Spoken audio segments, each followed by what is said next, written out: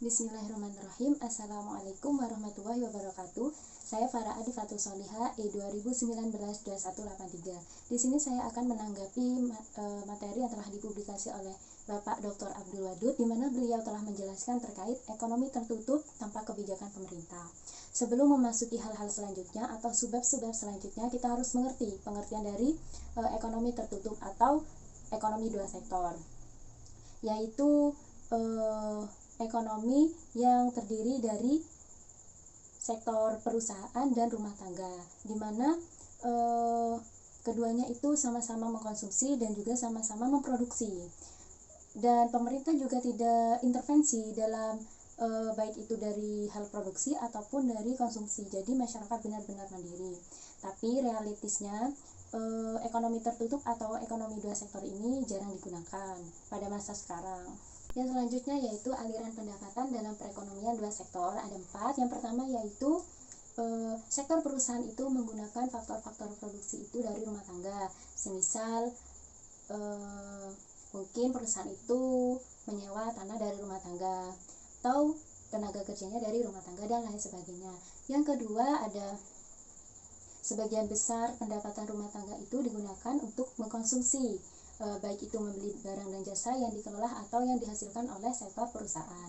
Yang ketiga, ada pendapatan atau sisa pendapatan rumah tangga yang tidak digunakan untuk mengkonsumsi, itu ditabungkan ke institusi-institusi keuangan seperti contohnya perbankan, ditabungkan ke dalam bank. Yang terakhir yaitu ada pengusaha yang ingin berinvestasi itu meminjam uang ke bank. Dalam artian itu meminjam uang rumah tangga yang dikumpulkan oleh bank. Yang selanjutnya yaitu hubungan antara pendapatan dan konsumsi. Seperti pendapatan rumah tangga itu faktor terpenting bagi untuk menentukan tingkat pengeluaran. Dalam keterangannya itu ada 3. Yang pertama yaitu dalam pendapatan yang rendah, otomatis rumah tangga itu akan mengambil tabungannya, atau dalam artian itu rumah tangga itu akan mengambil harta atau tabungan masa lalu yang disimpan. Jika tidak mempunyai simpanan atau tabungan, maka bisa-bisa rumah tangga akan meminjam, baik itu kepada pihak institusi keuangan ataupun ke orang lain. Yang ketiga yaitu yang kedua yaitu jika pendapatan naik, maka otomatis pengeluaran juga akan naik, karena semakin tinggi budget seseorang atau pendapatan seseorang, maka gaya hidupnya akan berbeda, jadi pengeluarannya juga akan meningkat. Yang ketiga yaitu jika pendapatan rumah tangga itu naik atau mengalami peningkatan, otomatis rumah tangga itu akan menyisihkan atau menabungkan sebagian atau beberapa uangnya di institusi keuangan. Seperti contoh, akan menabungkan sebagian uangnya atau sisanya itu yang tidak digunakan untuk konsumsi ditabungkan ke dalam bank. Yang selanjutnya yaitu kecondongan mengkonsumsi. Ada 2 jenis. Yang pertama yaitu kecondongan mengkonsumsi marginal (MPC), yang kedua kecondongan mengkonsumsi rata-rata (APC). Yang pertama yaitu MPC. MPC merupakan perbandingan di antara pertambahan mengkonsumsi dalam kurung delta C yang dilakukan dengan pertambahan disposable income delta YD. Dalam rumus, MPC sama dengan delta C dibagi atau per delta YD. Yang jenis yang kedua yaitu kecondongan mengkonsumsi rata-rata atau APC, merupakan perbandingan tingkat mengkonsumsi dengan tingkat disposable income atau dalam kurung YD. Dalam rumus, APC sama dengan C dibagi atau per YD. Yang selanjutnya yaitu ada kecondongan menabung. Ada 2 jenis juga. Yang pertama yaitu ada kecondongan menabung marginal atau NPS. Yang kedua ada kecondongan menabung rata-rata APS.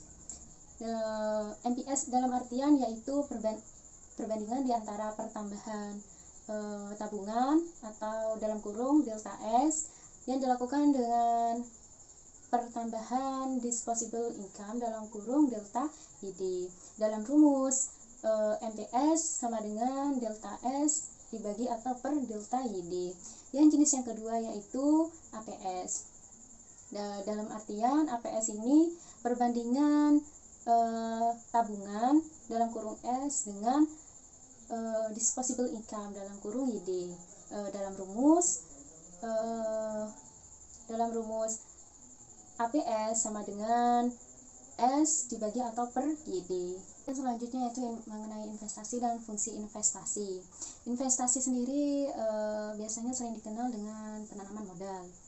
Dan investasi itu merupakan komponen kedua dalam menentukan pengeluaran agregat. Yang selanjutnya yaitu investasi meliputi pengeluaran untuk beberapa hal. Yang pertama yaitu untuk pembelian barang modal seperti contoh untuk membeli mesin, untuk membeli peralatan lainnya yang digunakan untuk membangun industri produksi. Yang kedua ada untuk pergantian barang modal yang telah didepresiasikan, seperti contoh untuk membeli atau menggantikan mesin-mesin yang rusak atau hal lain sebagainya yang mengalami penyusutan. Yang ketiga yaitu untuk pembelian kantor, pabrik, dan lain-lain. Yang keempat yaitu untuk penambahan nilai stok barang yang belum terjual. Jadi ada dua jenis investasi, ada investasi bruto, ada investasi neto. Di mana investasi bruto ini meliputi pembelian barang atau modal, meliputi semua hal, pembelian pabrik ataupun kantor, sewa kantor dan lain sebagainya, itu namanya investasi bruto. Sedangkan investasi neto yaitu di mana investasi bruto dikurangi depresiasi, atau depresiasi ini dalam artian barang modal yang mengalami penyusutan. Dalam artian itu dikatakan entah itu rusak atau lain sebagainya. Yang selanjutnya yaitu faktor penentu investasi. Yang ada 6 hal. Yang pertama yaitu tingkat keuntungan yang diramalkan akan diperoleh itu berapa.